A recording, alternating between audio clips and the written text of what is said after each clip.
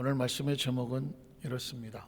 한번 따라 하실까요? 바울의 동역자들 2. 지난 시간에 바울의 동역자들이란 제목으로 말씀을 나눴고요. 오늘은 이어지는 두 번째 같은 제목이지만 2라고 했습니다. 그런데 조금 사실 이 말은 조금 어폐가 있죠. 바울의 동역자들. 글자는 의미가 글자로는 뭐 어폐가 없어 보이지만 이 속엔 숨어 있는 단어가 있습니다. 로마서는 누가 썼나요? 설마 로마가 쓰진 않았겠죠. 로마서 누가 썼나요? 바울이 기록한 거거든요. 바울이 기록했지만 바울이 기록했나요? 바울을 통하여 성령님이 기록하셨나요? 목소리 큰 게 정답이겠죠. 바울이 쓴 것이 아니라 바울을 통하여 성령님이 쓰셨죠. 그러니까 성경의 기록자는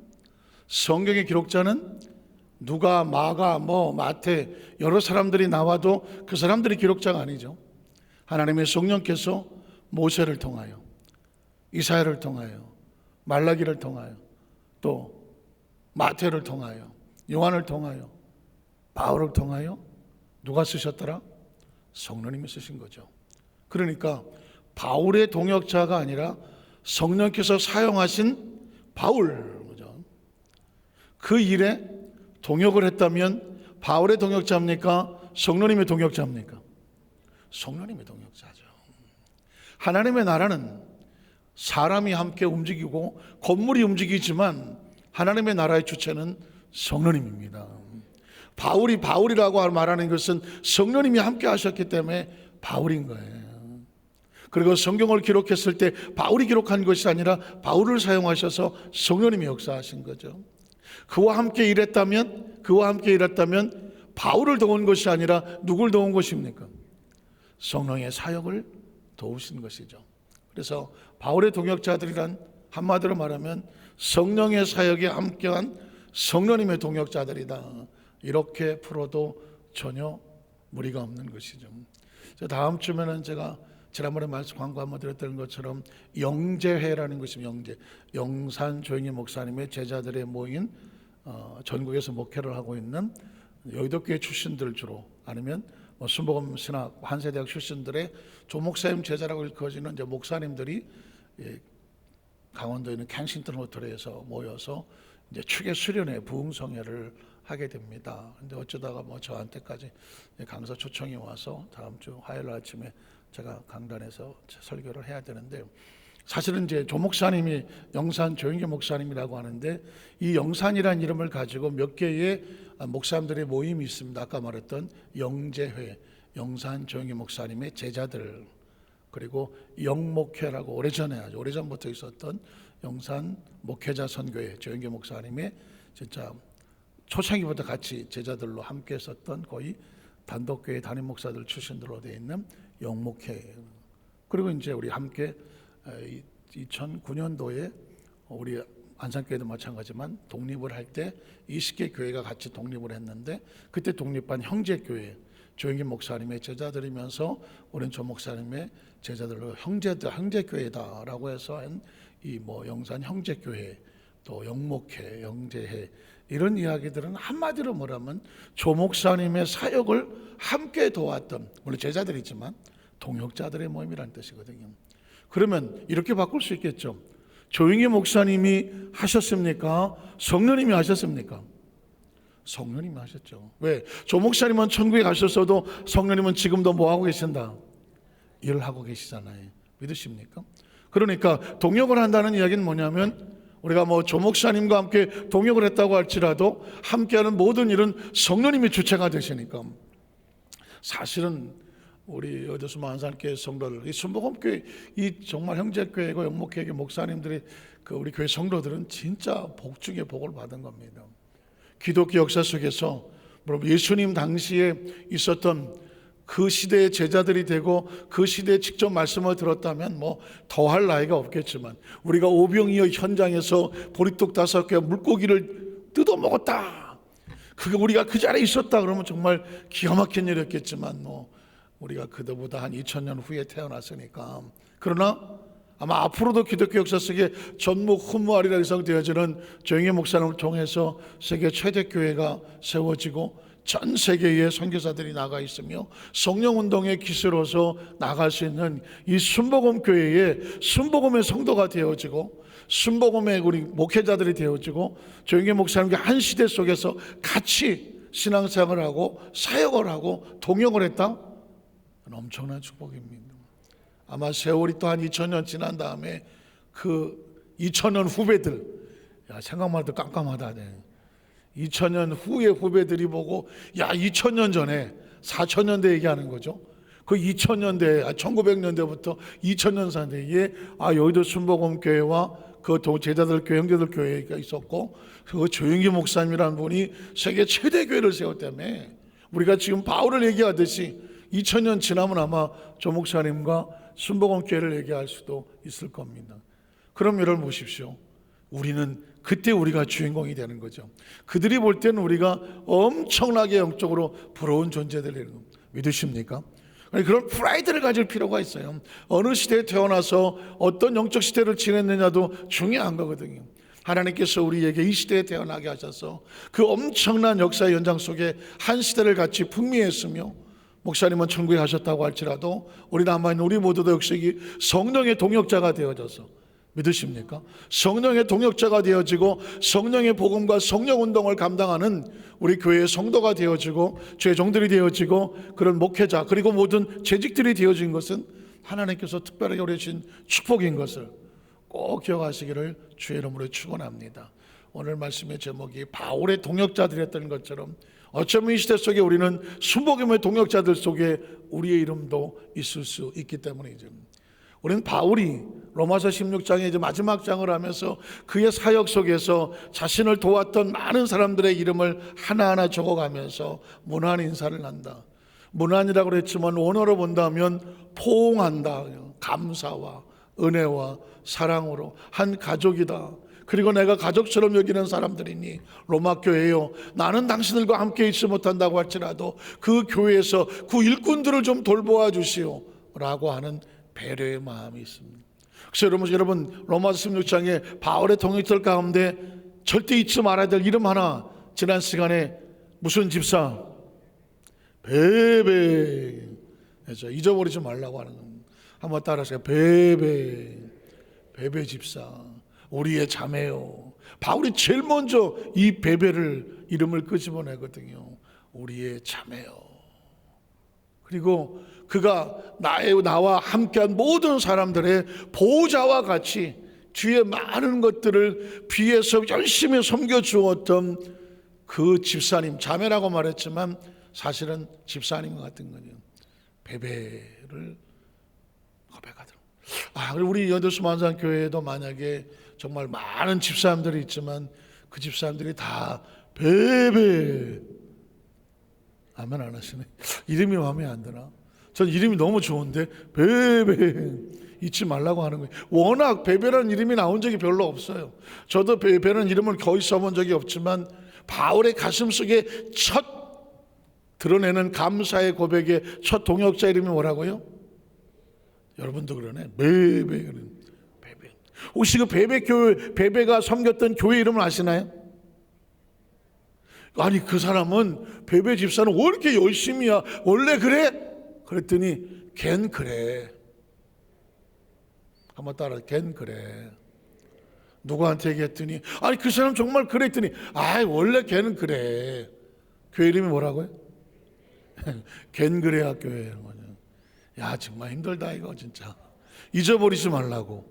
베베 집사가 다니던 교회 이름이 뭐라고요? 걘 그래. 걘 그래 학교예요. 그러니까 성경 속에 잘 나오지 않고 잘 이렇게 불려지지 않는 이름이라 혹시 잊혀질지 모르지만 바울의 가슴 속에 잘 그 자신을 도와서 눈물을 흘릴 만큼 감사했던 그 동역자 이름은 베베 집사였으며 그 베베 집사가 다니던 교회 이름은 겐 그레 교회였더라. 그리고 여러분 아시겠지만 또 누가 있나요?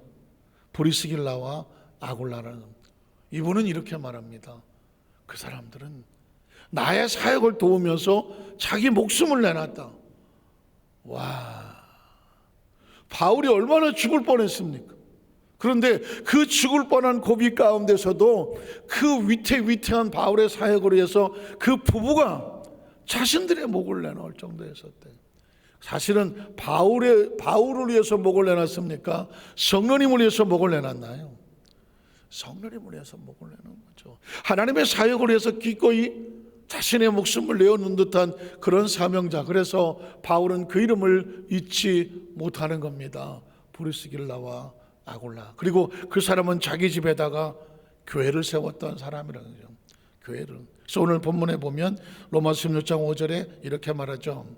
또 저희 집에 있는 교회에도 문하라. 저희 집이란 뭐냐? 브리스길라와 아굴라 부부가 목숨을 걸고 바울의 사역을 도왔을 뿐만 아니라, 성령님의 사역을 도왔을 뿐만 아니라 자기 집을 교회로 내왔던 그 교회, 바울이 잊어버리지 않는 그 교회에도 문안하라는 얘기는 뭘까요?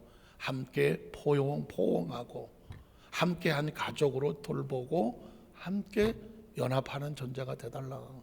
그러면서 그 다음 절에 보면 이렇게 말하죠. 내가 사랑하는 에베네도에게 문안하라. 한번 따라하실까요? 에베네도. 이 로마서 16장에 오면 그동안 바울이 언급하지 않았던 그 숨어있는 이름들이 나오는 거예요.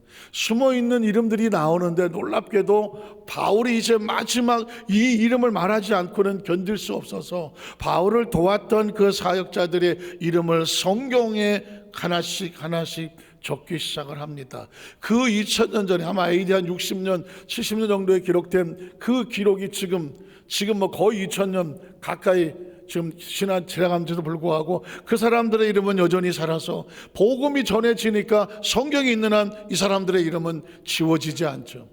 그 이름이 뭐냐? 에베네도라는 것이죠. 에베네도를 향한 바울의 마음은 이렇습니다. 내가 사랑하는 사람이다. 내가 사랑하는 사람. 바울이 성경의 복음, 성경을 13권, 14권을 썼다고 하는 바울이 그 입에 그를 얼마나 사역하면서 도웠길래 내가 사랑하는 사람이야. 그 에베네도에게 문안하라. 그는 아시아에서 그리스도에게 처음 맺은 열매다. 어쩌면 그러니까 바울이 잊을 수가 없겠죠. 아시아의 복음을 전하면서 제일 처음 예수를 믿고 열매 맺은 사람 이름이 뭐라고요? 에베네도라고 하는 것이죠. 그러니 이 사람의 이름도 잊어서는 안 되겠죠. 열매. 오죽하면 이 바울이 이 영혼을 하나님께 드렸기에 열매라고 말했을까? 한번 따라하실까요? 나는 이제까지 얼마나 많은 열매를 맺어 하나님 앞에 올려드렸는가. 영혼 구원만 보면, 영혼 구원이라는 사명을 보고 보면 나는 이제까지 내가 누군가 나를 전도해서 여기까지 와서 사명자가 되고 직분자가 돼서 하나님 일을 감당하고 있는데, 나는 예수 믿고 이제까지 오면서 얼마나 많은 믿음의 후배들과 믿음의 제자들을 키워서 열매들을 맺어서 하나님 앞에 내어올 수 있을까? 마치 바울이 에베네도는 아시아에서 내가 제일 처음 맺은 열매야 라고 고백을 했던 것처럼 오늘 저와 여러분은 어떤 열매가 있을까요? 사실은 제가 신학을 가기 전에, 신학을 하면서도 어떻게 봉사를 할까? 교회학교 교사, 성가대. 참 신기한 거는 사실은 성가대, 그러니까 예루살렘 성가대죠. 여의도에 이제 예루살렘 성가대 대장을 하시던 장로님이 제가 구역장을 할 때 지역장님이셨어요. 그래서 예루살렘 성가대로 오세요. 그래서 예, 알겠습니다. 이번 주일날 가겠습니다. 하고 이제 주일날 그 예루살렘 성가대로 가려고 가는데 복도에서 신학교 동기를 만난 거예요. 어디 가냐? 그래서 내가 봉사처를 찾아야 되겠는데 지금 예루살렘 성가대 아는 장로님이 계시고 그래서 거기 갈까 하는데, 우리 교회학교 교사가요 모질라는데 교회학교로 가요. 그래서 교회학교? 하기야 제가 교사가 꿈이긴 해서 그럴까? 누굴 만나냐가 중에 복도에서 교사를 만나갖고, 그래서 성가대로 안 가갖고 중등 3부 교사로 가서 거기서 5년을 있었네. 그러니까 그때 만약에 그분을 안 만났으면 성가대, 예루살렘 성가대에서 아마 성가대원을 있었을 거예요. 그런데 그 신학교 동기를 만나서 교회학교로 가는 바람에 제가 이제 교회학교를 하게 됐는데, 저는 중등부 3학년만 5년을 교사를 했어요. 이유가 뭐냐면 그 시기에 중학교 3학년 한창 사춘기, 요즘은 뭐 초등학교가 뭐야 7살에 사춘기가 온다는가 뭐 어쨌든 그런 것 같은데, 우리 때는 하여튼 간에 중학교 2학년 3학년 늦으면 고등학교 1학년 2학년 이런 시에 사춘기가 왔기 때문에 중학교 3학년짜리들이 신앙적으로 굉장히 많이 힘들어하는 시기예요. 그래서 그 시기를 애들을 잘 이끌어줘야 되겠다 해서 중등부 교사 3학년 교사를 뭐 한 5년 동안 하게 됐는데, 근데 이제 그때 가르쳤던 학생들이 그때 뭐 중학교 3학년짜리들이었었잖아요. 근데 지금 세월이 이렇게 지나서 보니까 아이고 여기저기서 막 담임 목사가 돼갖고 인사를 오는 거예요. 뭐 여러분 되겠지만 분당에 있는 황선호 목사님이 제자거든요. 그 사모님도 중등부 제가 가르쳤던 3학년 제자였고, 그거는 또 지금 시카고 순복음교회 지난번에 말씀드렸지만 시카고 순복음교회에 있는 김용환 목사님도 여기 있는 김보고 장로님 아들인데 중학교 3학년짜리 학생이었거든요. 나중에 한 세대를 가고, 그러더니 이제 미국에 선교사 갔다가 시카고 순복음교회 제법 큰 교회의 담임 목사가 됐어요. 제가 이제 이 이야기를 끄집어내는 이유는 뭐냐면, 만날 수는 없으니까 페이스북에다가 취임 예배 드린 영상이 올라오고 그래서 제가 축하한다고 이제 글을 올렸더니 거기다가 이렇게 썼더라고요.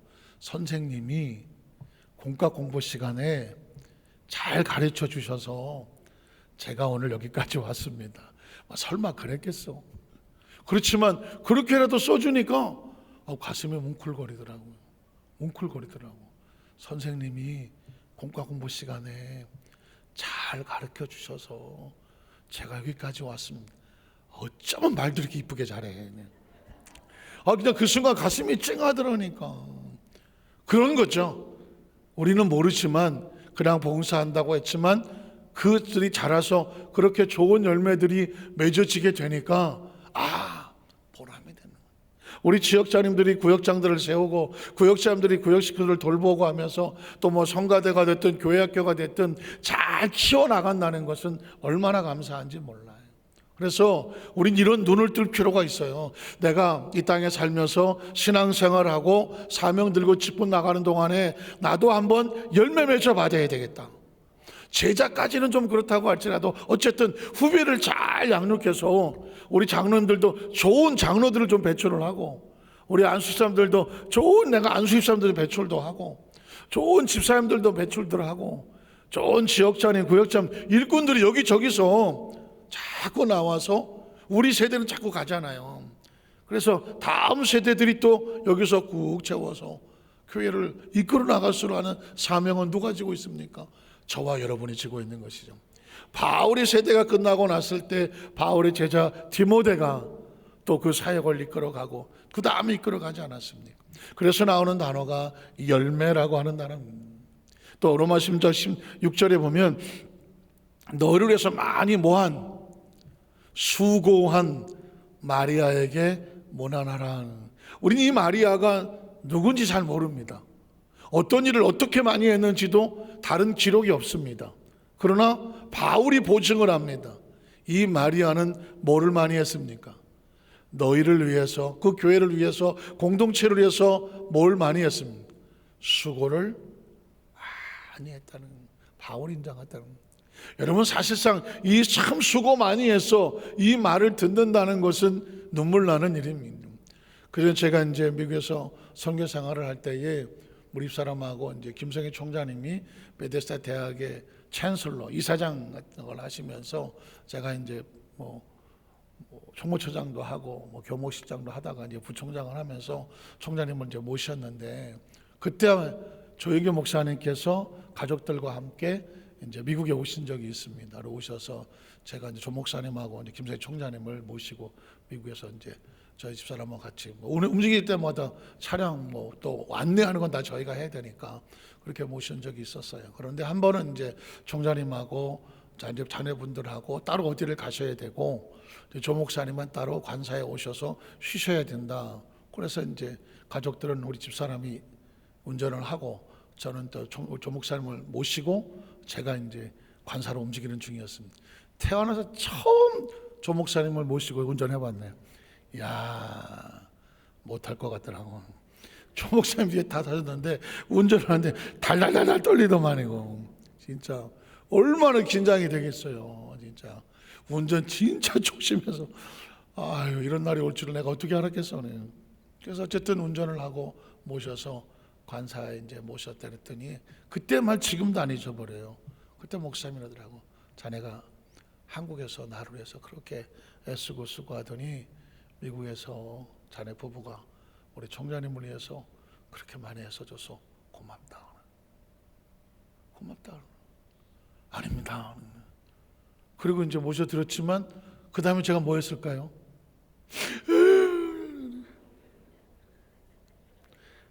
살면서 한마디만 되잖아요. 수고했어. 혹시 뭐 군대 얘기해서 죄송하지만 군대에서 검열이라는 걸 나오거든요. 뭐 사단장 검열이 나오거나 검열이 나와. 각 부서에서 그냥 검열 대비한다고 해서 그냥 뭐 몇 개월을 하든 뭐 몇 달을 하든 죽으라고 준비를 해놓고 딱 기다리고 있거든요. 그러면 이제 검열관이 쭉 지나가죠.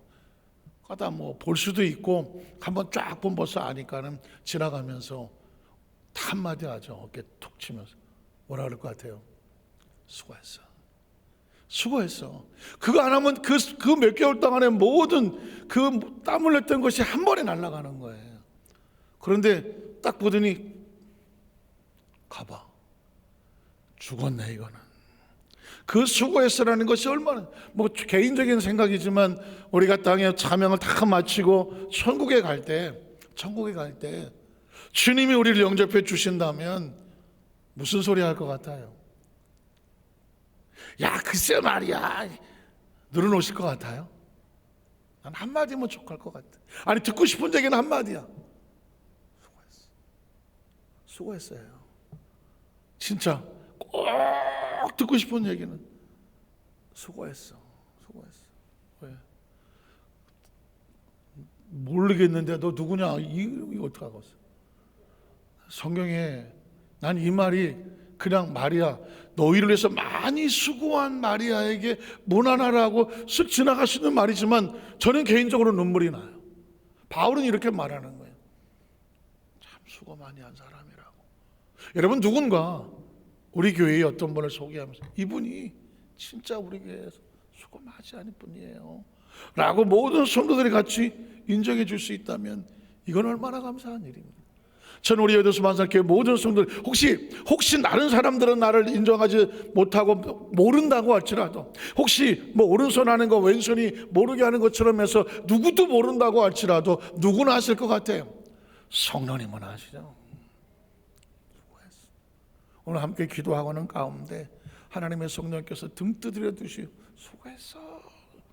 그 위로의 은총이 함께 하시기를 주님의 이름으로 축복합니다. 마지막 7절에 보면 이렇게 말합니다. 내 친척이요 나와 함께 또 눈물 나네. 갇혔던 안드로니고와 유니아에게 문안하라. 듣느니 처음 듣는 안드로니고 유니아, 한번 입에 올려본 적도 없는, 누구도 모르는, 그런데 바울은 이 안드로니고와 유니아라는 이름을 끄집어냅니다. 이 사람들 내 친척이야. 그런데 뭘 했느냐? 나와 같이 옥에 갇혔던 사람이야. 왜 옥에 갇혔겠습니까?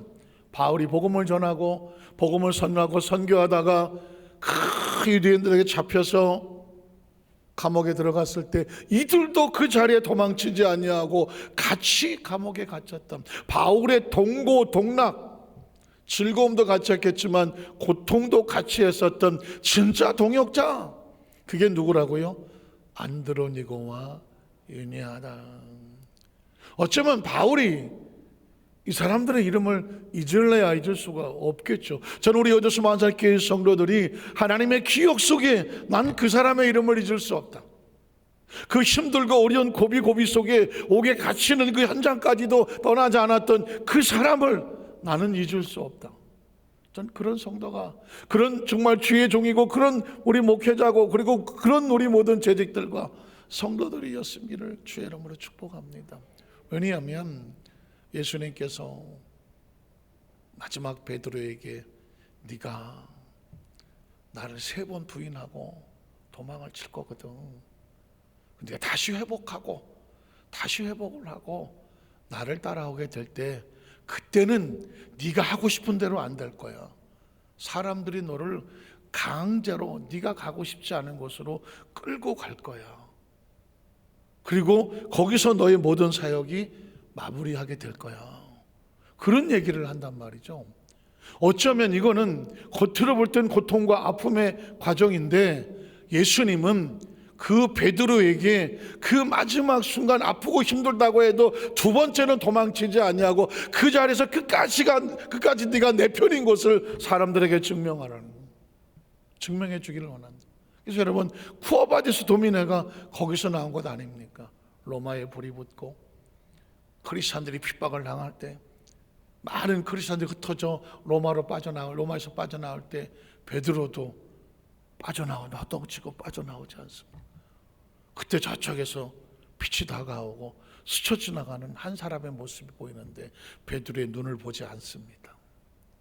순간 주님이시다. 그래서 쿠어바디스 도미네, 주여 어디로 가십니까? 내가 지금 여기 있고 로마는 불타고 핍박이 있는데 주님은 어디로 가십니까? 라고 묻는 게 쿠어바디스 도미네 하는 겁니다. 그때 저 유명한 말이 나오죠. 나는 네가 도망치는, 그리고 내버려 두는 저 로마에 있는 내 백성을 위해서 또다시 십자가에 못 박히러 간다. 네가 버리고 떠나는 저들을 위해서 나는 다시 십자가에 못 박히러 간다. 그때 이제 베드로가 꼬꾸라지는 거죠. 꼬꾸라지면서 통곡을 하고 다시 일어서서 뻔히 잡힐 줄 알고 뻔히 저기서 자기의 삶이 끝날 줄을 알지만 예수를 2번 십자가에 못 박을 수는 없다. 그리고 그 로마로 가서 그리고 로마 병사들에게 붙잡히고 그 십자가에 달릴 때 여러분 잘 아시는 것처럼 베드로는 나는 예수를 모른다고 3번이나 부인하고 도망을 쳤던 그런 사람입니다. 내가 어떻게 예수님처럼 똑바로 십자가에 매달리겠느냐? 나를 거꾸로 달아주시오. 이 이야기를 가만히 보면 왜 예수님은 베드로를 거기서 나가라고 하지 않을까? 베드로를 로마에서 거기서 그의 피를 흘리기를 원했을까? 그 마지막 고비가, 힘들고 어려운 고비가 베드로가 하나님의 사람인 걸, 끝까지 예수의 동역자였다는 것을 거기서 증명되기를 원했어. 도망치는 비겁한 존재가 되기를 원하지 않았습니다. 진짜 동역자는 힘들고 어려울 때 그 자리에 같이 있어주는 사람이었어요. 같이 있어. 그래서 바울은 안드로니고와 유니아가 그가 나에게 뭘 했어 이런 게 아닌 내 친척임에도 불구하고 나와 같이 감옥에 갇혔었던, 나와 같이 고생을 했던 이 사람들이에요.